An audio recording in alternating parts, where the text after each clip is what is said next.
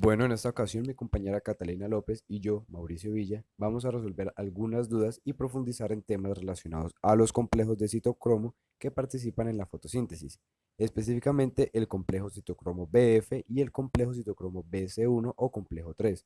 Hablaremos de sus similitudes, describiremos la estructura del complejo BF y su relación con los fotosistemas. Sin agregar más, empezaremos. ¿Cómo el citocromo BF une los fotosistemas 1 y 2? Esto es a través de una plastoquinona y una plastociacina.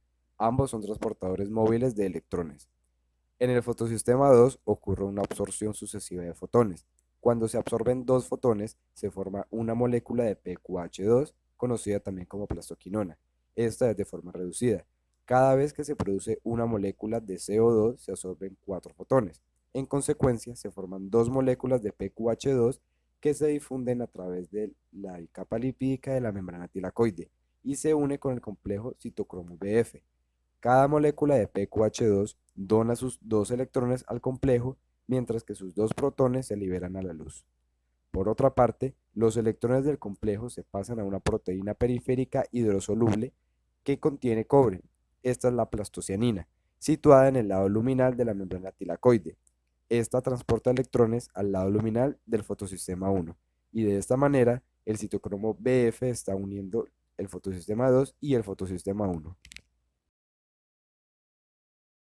Semejanzas entre la reacción del complejo 3 y la del complejo citocromo BF. Tanto el complejo 3 como el complejo citocromo BF son citocromos móviles, funcionan asociados a macromoléculas, contribuyen al transporte o transferencia de electrones.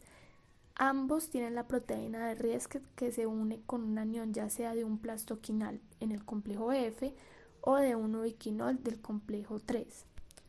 Pero la principal semejanza es que la reacción de bombeo de protones está dada por el ciclo Q para los dos complejos, tanto el 3 como el citocromo BF. Estructura del complejo BF. Está compuesto por cuatro subunidades: un citocromo B6, un citocromo F con un hemo C covalentemente unido, una proteína ferrosulfurada de Risky y una subunidad 4 o proteína de 17-KDA. El citocromo B6 es una proteína análoga del citocromo B. El citocromo B es la subunidad principal de los complejos transmembrana B6F y BC1, que forman parte de la cadena respiratoria de eucariotas y procariotas aerobios. El citocromo B6 se encuentra formado por dos subunidades codificadas por los genes PET-B y PET-D. Los citocromos B y B6 poseen dos grupos hemo unidos en forma no covalente, conocidos como B562 y B566.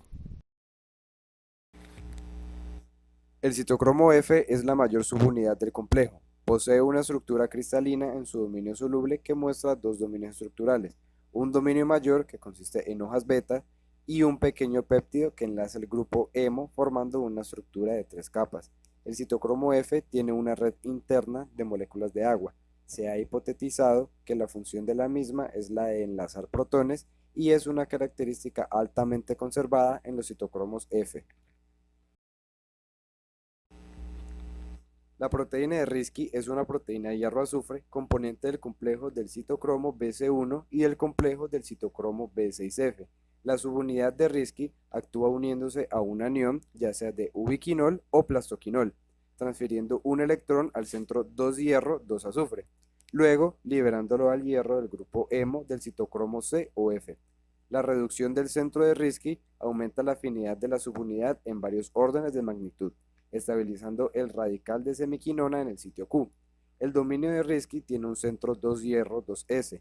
Dos cisteínas conservadas coordinan un ion de hierro, mientras que el otro ion de hierro está coordinado por dos histidinas conservadas. El centro está unido a la región C terminal, muy conservada de la subunidad Risky. Por último, la subunidad 4. Esta subunidad está compuesta por dos segmentos altamente hidrofóbicos en la región amino terminal y un sector carboxilo terminal con carácter anfipático. En esta imagen, los cilindros representan alfa hélices, y de estos, los grises representan a la subunidad 4. Esperamos haya quedado todo claro y muchas gracias por escucharnos.